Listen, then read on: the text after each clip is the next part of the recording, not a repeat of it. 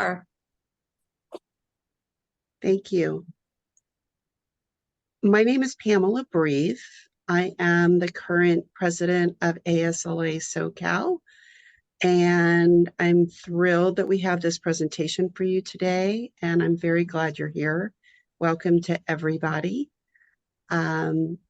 Without further ado, and to get us started, I want to introduce our amazing programs chair, Colleen Cochran. And she will be providing some introductions and information on this program. Take it away, Colleen. Thank you, Pamela. Hi, everyone. I'm Colleen Cochran.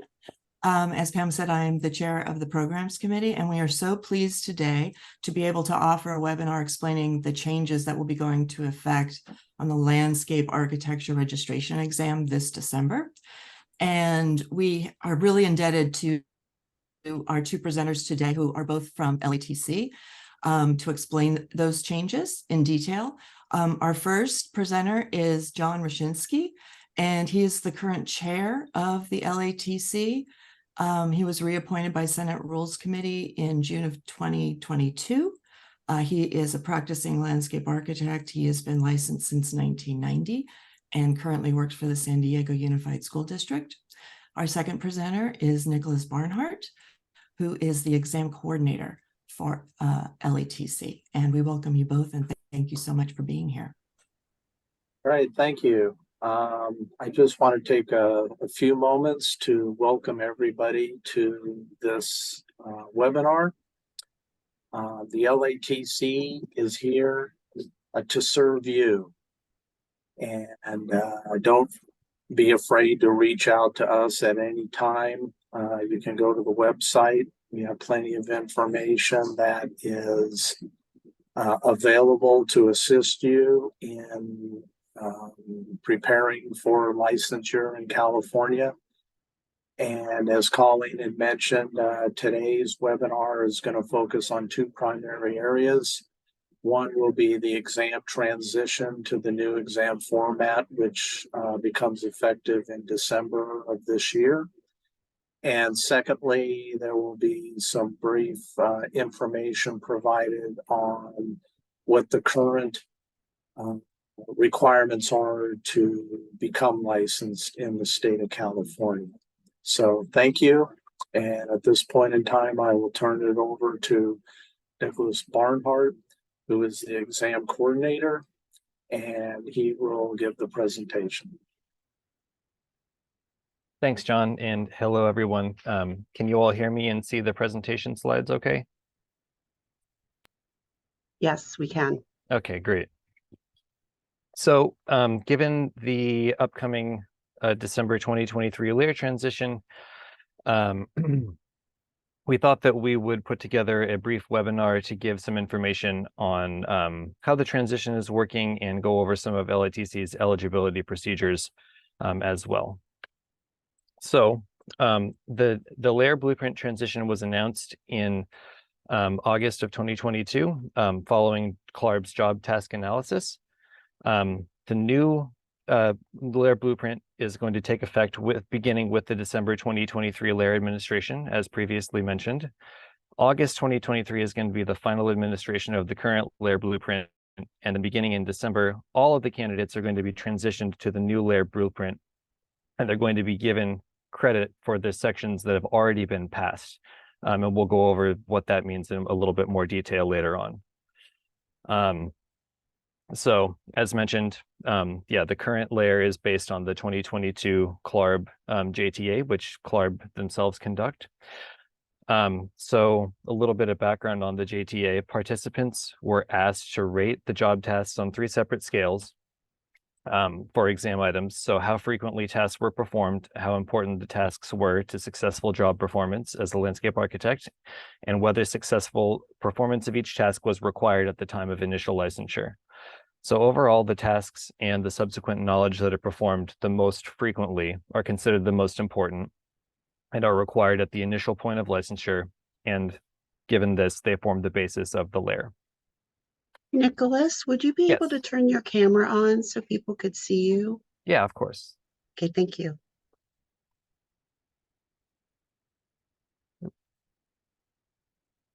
Can everyone see me okay now? I think so, unless I see someone text or in the chat that they cannot, I think we can. Okay, perfect. So the current LARE sections, which are in place now for the administration that is actually beginning on Monday, and they're going to be in place for the final extra administration in October, which I'll provide some more information on later. So the current sections are Section 1, Project and Construction Management, Section 2, Inventory and Analysis, Section 3, Design, and then Section 4, Grading, Drainage, and Construction Documentation.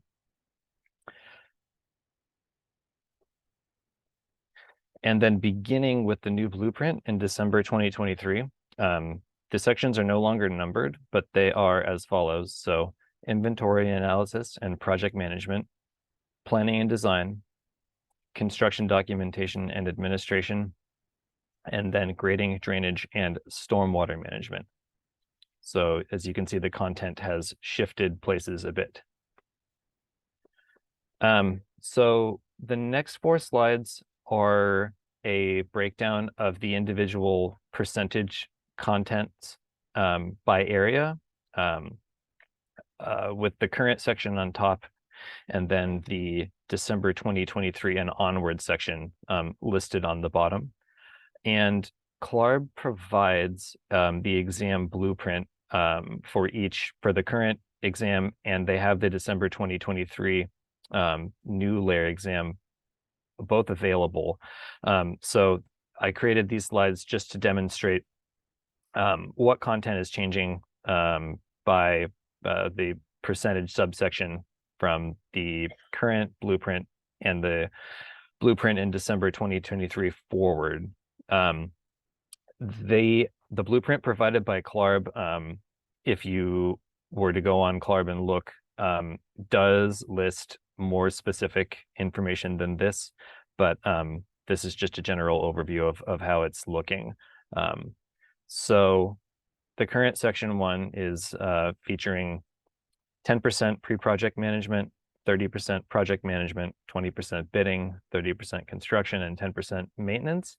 And then the new section 1 contains 50% construction plans and details, 20% construction specifications and bidding, and 30% construction administration.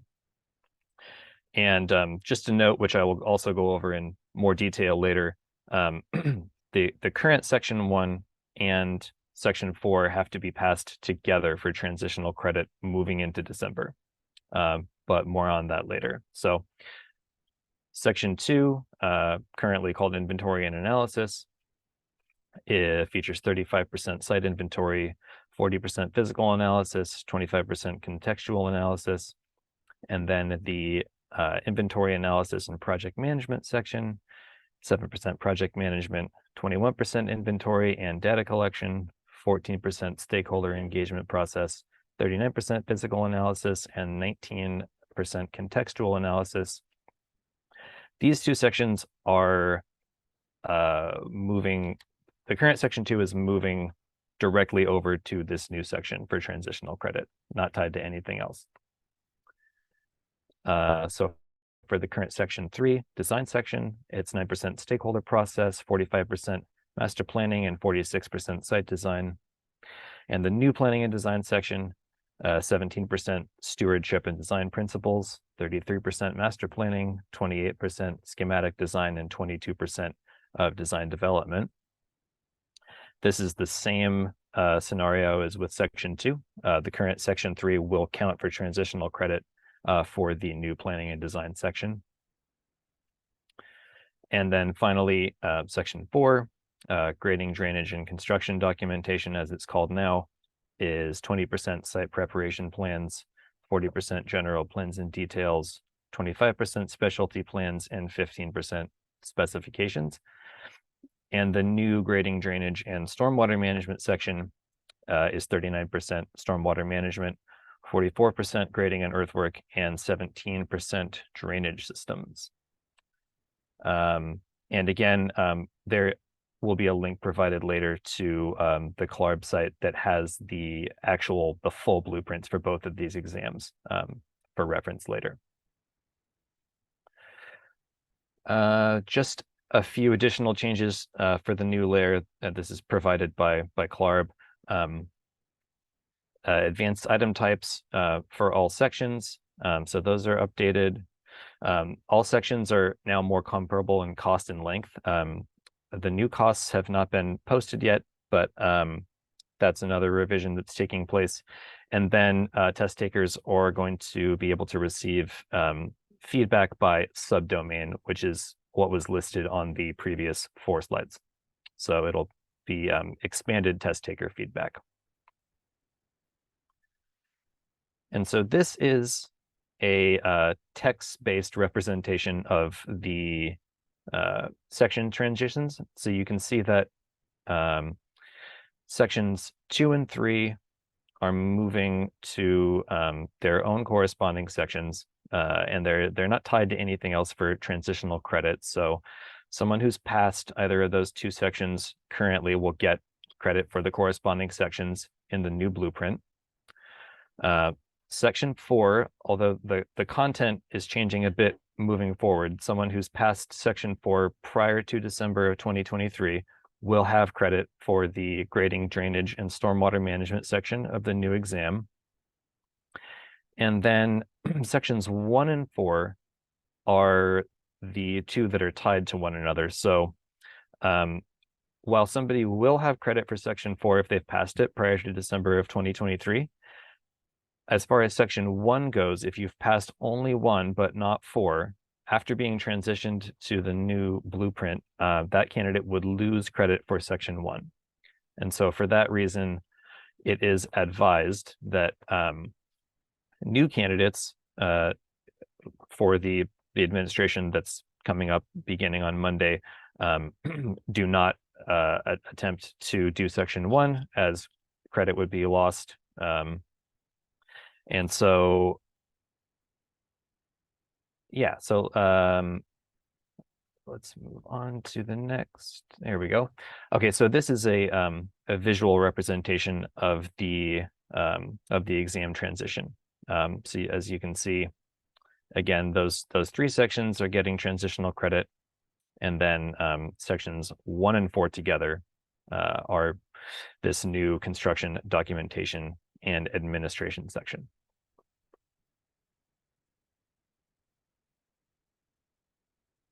And then this is some more information about the transitional credit. So 1 and 4 are being combined together, and candidates will lose credit for section 1 if they've passed it without also passing section 4. So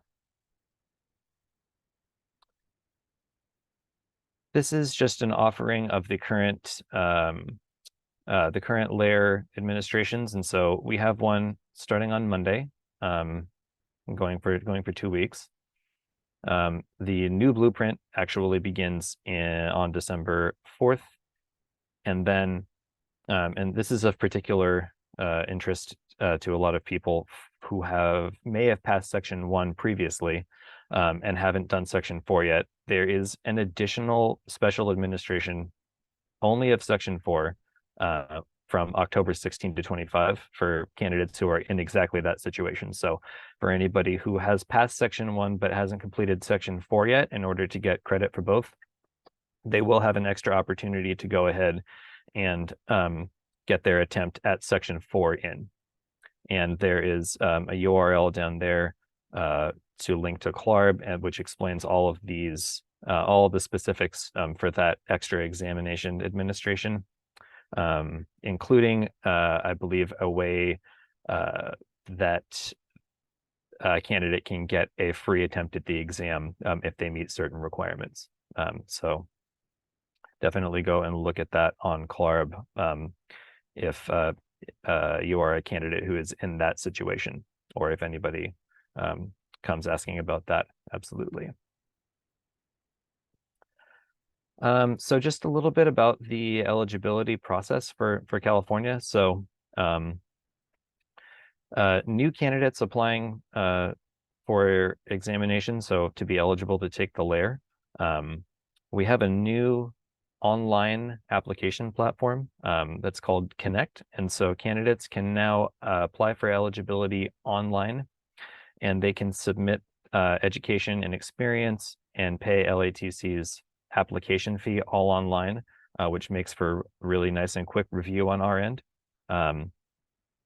If somebody has initiated their own CLARB record already prior to beginning to apply for eligibility in California, that can be transmitted to LATC instead of the previously mentioned credentials.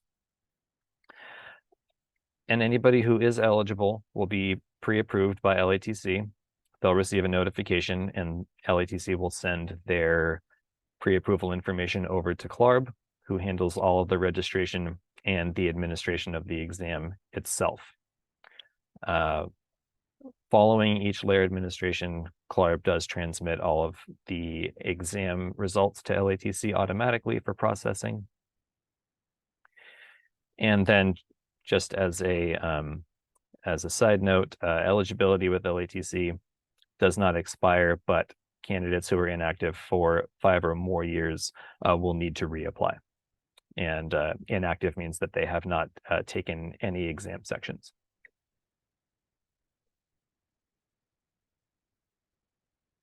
And so a little bit about the current pre-approval requirements.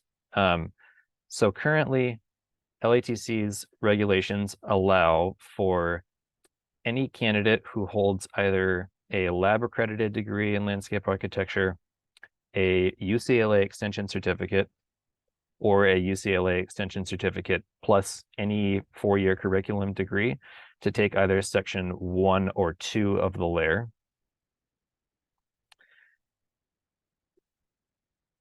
And all of these requirements are outlined in the California Code of Regulations 2620, which is listed on the LATC site under the Candidates tab. And so here is a listing of the various different credit amounts that are given for various degrees or combinations of degrees. And so we have an accredited MLA or BLA, which is to say a lab accredited MLA or BLA, an extension certificate plus 4-year degree, extension certificate plus associate degree, non-approved MLA or BLA, which is similar credit or close in credit to a lab accredited degree, an extension certificate, which currently the only approved extension certificate is that from UCLA, associate degree, and then accredited degrees in architecture and civil engineering are also accepted for 2 years of credit. But just to reiterate, the only partial section pre-approval is given for a lab accredited degree or the extension certificate or extension certificate plus a 4-year degree. And then the next step currently in order to get pre-approved for sections 3 and 4 is to submit work experience to LATC. That can be done, that can be uploaded to the Connect application using the certification of experience form, or it can be transmitted to us by using a CLARB council record. CLARB verifies work experience entries for submission to LATC for processing. And this has to be submitted prior to sitting for section 3 or 4. And then these are the credit amounts given for the 4 types of supervised work experience that we accept. So candidates can use up to 6 years under a landscape architect. We had a regulatory update that came into effect in June of 2022 that allowed for an experience-only pathway to licensure. And so a candidate can use up to all 6 years with a landscape architect only to qualify. But candidates are also able to use up to 3 years under an architect or a civil engineer. up to 4 years as a landscape contractor as they're under their own landscape contracting license, or up to a year under a different individual's landscape contracting license, which is also called the C27 license in California. And so here is sort of the general flow of applying for eligibility and providing the various different qualifications to LATCs. So a candidate could graduate from a lab accredited school, apply for eligibility and register for sections 1 and 2, get their work experience, take sections 3 and 4, pass all 4 sections, pass the California supplemental examination, which needs to be applied for separately, and then finally apply for initial licensure. And this slide demonstrates a couple of different combinations that somebody could use to meet their 6 total years. And so 6 years total have to be submitted in order to be pre-approved for all LARE sections currently.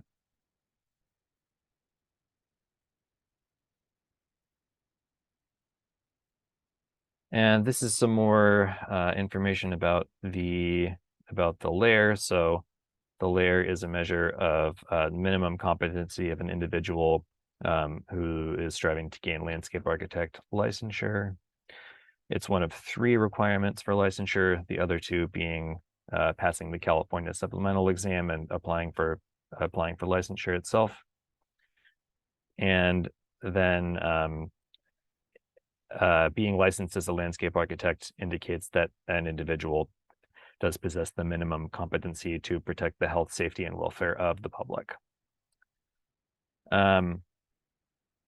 So a little bit about preparing for the exams. So CLARB and ASLA provide a variety of sources to help prepare for the exams. So there are YouTube videos that LATC has available on the website that I will link to later. There is a LARE orientation guide that's provided by CLARB, which also includes the exam blueprints.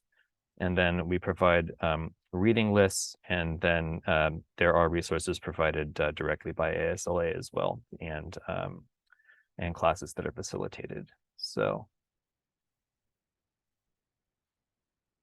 so CLARB's determinants of success in research show that candidates tend to be more successful when initiating LARE testing closer after they graduate. And then here are some of the fees. And so this will be in place through the October administration for the LARE pricing, and it will change. The prices haven't been announced yet, but it was indicated that they would be more comparable moving forward. So that will be an upcoming change for December. And then the LATC application fees. So the both of our exam applications are a $35 fee. The LARE fees are all paid directly to CLARB. For the CSE, the $275 fee is paid to us. And then the initial license fee is $400 for the first 2-year renewal cycle. And then maintaining a CLARB record is currently a $160 fee. A CLARB record is required to sit for the LARE. It's not required expressly after someone has passed the LARE, although it is a convenient way for somebody to store their education experience, credentials, and their examination history. And it's easy to transmit it to any state jurisdiction, although LATC can also do that for candidates or licensees. And then this is a link to some examination resources, which I'll leave up later. And this is a couple of preparatory videos that we have on the examination process that are available on the LATC website that are a very helpful way to go over doing that from beginning to end. And then this is some, this is just LATC's contact information and a basic rundown of the application process. One thing that I did want to mention regarding eligibility. So LATC currently has pending regulatory language to align with the new LARE blueprint that would it would alter the pre-approval rules slightly so that anybody, and let me go back to the education slide. So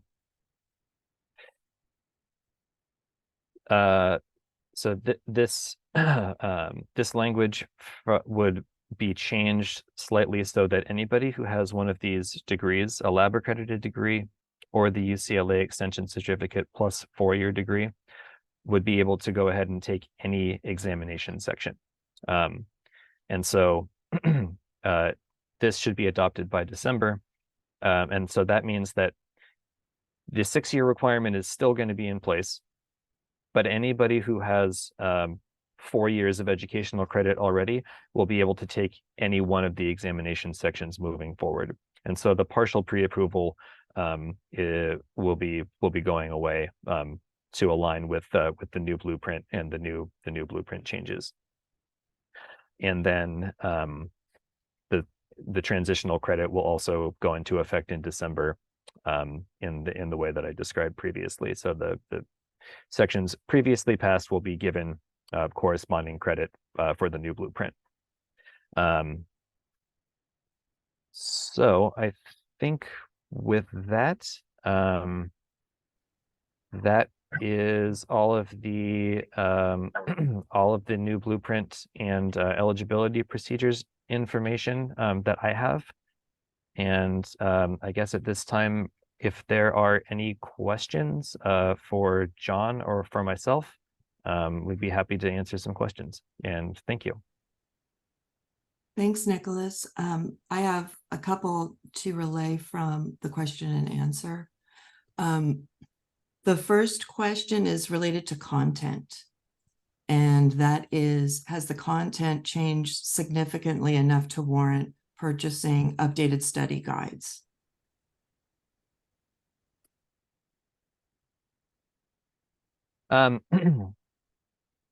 That's something that I might refer to John. So LATC doesn't directly provide study materials. The content has changed, but as far as what has been added or how it's moved, we don't review individual exam items, and so I might refer that question to ASLA actually.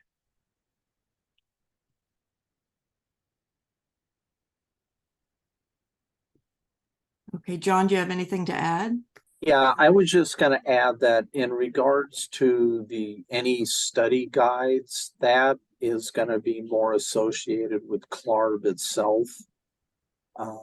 They're the ones that typically prepare the study guides that are then shared with the various licensing boards, that type of thing. So they would be the best source to go to directly. And I believe that if you do go to the CLARB website, there is a section for candidates that includes information on the study guides that they have available.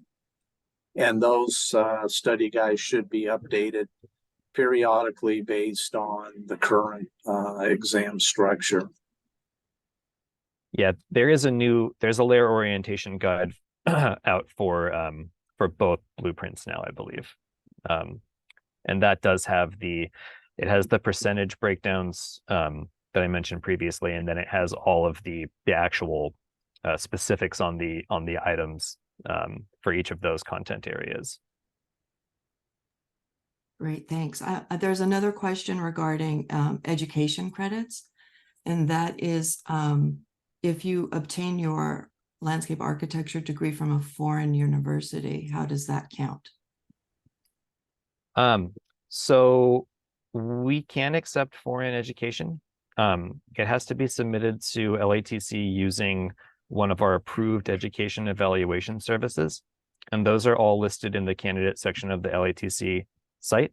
So you would have the institution submit the credential to one of those services, and then they would evaluate it, and then LATC receives it from them as we would a transcript. It comes to us sealed, and then it'll state the equivalent to a US degree, and then it would be given corresponding credit.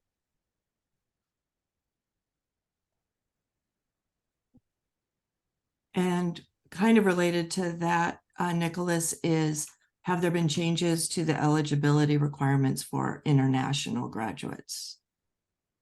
Or does not just education credits, but would it all be listed on that website under, or would they have to get that pre-approved from one of the organizations you mentioned? Yeah, that's just the procedure for submitting a foreign degree, is to just use one of the approved education evaluation services. So the only the only changes that the last update that we had to the CCR that goes over the education and training credits was in 2022, and so that has not changed. But as I mentioned, when it does get submitted to us, we receive the equivalent to a US degree, and we give appropriate credit based on that. So. Yeah, I'd like to add in also that I know that CLARB is currently beginning to look at foreign educated students and taking a much closer look at the equivalency issue. And my understanding is at some point in hopefully the not too distant future, they will come out with a standard that will be utilized to judge the equivalency of foreign degrees. So I can add to that briefly. CLARB, I just received the first overseas landscape architecture degree from CLARB in my time with LATC that I've ever gotten for processing. And so I actually reached out to the head of the council record team at CLARB, and I was advised that they're not doing the evaluations themselves, but they do use a degree evaluation service that is one of the ones that LATC approves. So I believe that people are now able to submit a foreign degree to CLARB and for evaluation, and if that is transmitted to us and it's been evaluated using one of our approved services, then we would have no problem accepting it. Great, thank you. So Nicholas, would you mind just going over one more time the suggested sequence of sections that would be taken by a new candidate? So beginning in December, everybody is going to be transitioned to the new blueprint, and so there is not necessarily a suggested sequence. There's no requirement to pass them in order. So the with the current LARE blueprint, it was shown that people have the best success at sections 1 and 2 closer to graduation. But as far as the actual order in which the exams have to be completed, there's no requirement about the actual numerical order. Okay, great. We have a question about a previous discussion that was being held regarding allowing students before graduation to take the LARE. Has that been dismissed, or is that still being considered? I'll respond to that. CLARB had instituted a pilot program at one of the universities in North Carolina where they had students prior to graduation, and I'm not sure if they took the entire exam or just certain sections of the exam, to see what the outcome of that effort is, if it shows that there's improved pass rates, or if it's better for the students to graduate fully and gain some experience prior to sitting for the exam. And that's an ongoing effort on CLARB's part. I don't think that there's been any determination whether or not they will move forward with suggestions that be instituted. I know at this point in time, the model law does not include that. So it's an ongoing study that they're looking at, but there's no final determination at this point in time on what that might end up being. Great, thank you. So now I guess we'll just turn it over to the attendees if anyone has any other questions or need clarification from Nicholas or John. You can either submit your question to the Q&A. Don't see. We have a question that I'm not sure Muhammad Ali said, is California exam just one part? I'm not sure I understand that question. Is that referring to the California supplemental exam itself?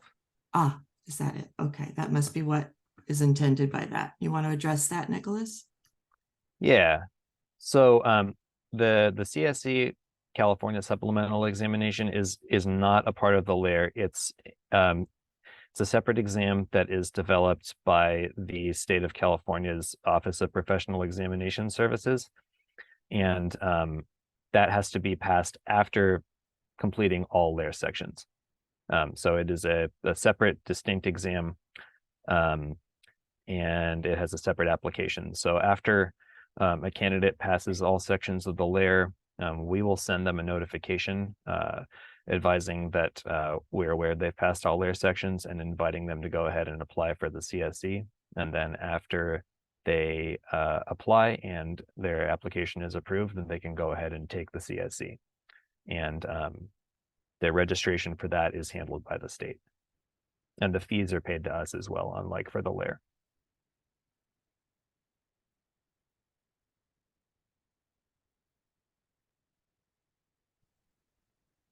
Thanks, Nicholas. Those are the only questions that I see currently in the Q&A. If you have questions, now is the time to start typing.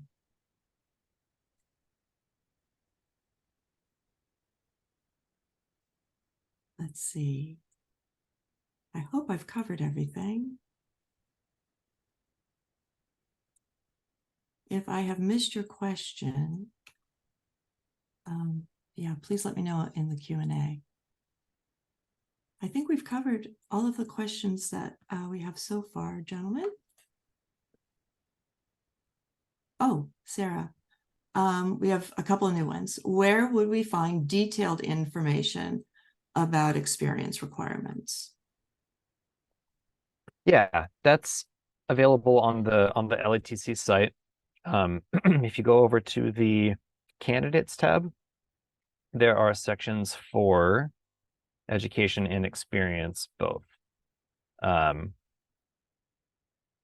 you can see the URL is here. So it's latc.ca.gov, and then click candidates. There's a button for candidates at the top, and then just go down to the experience link, and the requirements are listed there. So again, that has to be submitted in conjunction with education to reach a combined total of 6 years. And that, again, that's changing slightly moving forward in December, but for now, that has to be submitted in order to be pre-approved for all of the sections. And I don't know if this would be to John or Nicholas, but can you speak to what influenced the change in the format of the LARE? I'll take that one on. Approximately every 4 to 5 years, Clark does what's called a task analysis, and they go out to practitioners in all the member states, and they do an extensive survey on what practice basically is composed of these days in regards to all the different tasks that are typically done by landscape architects. They take that information along with information from other similar organizations to do an assessment on what specific tasks seem to be getting more attention currently versus what may have occurred in the past.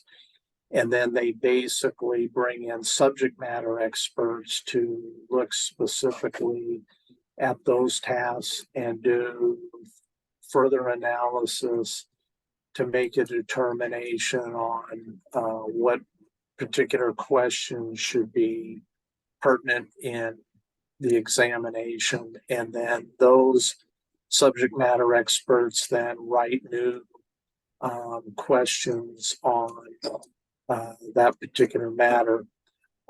As far as the current reorganization of the exam structure itself, they take a look at how the existing structure is structured, and they figure out, does it make more sense to combine different task areas together versus how they've been organized in the past. And so Clark went through an extensive process over the past 2 to 3 years where they focused on that and made the determination that it made more sense to reorganize the structure of the exam itself. And so that's the basic process that they go through. And I would imagine roughly 5 years from now, they'll be going through the same thing again.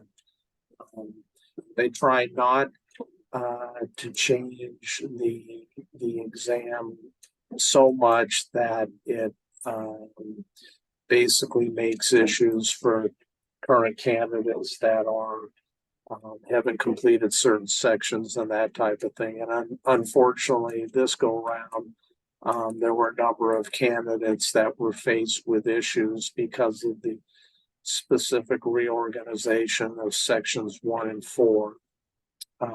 And so that's why it's encouraged that especially if you're eligible to sit for section 4, that you seriously consider taking that one before December of this year.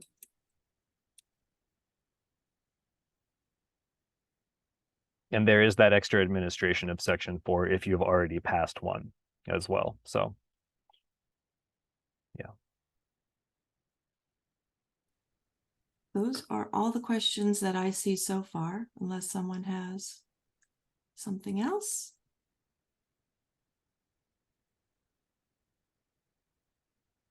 I don't see any other questions.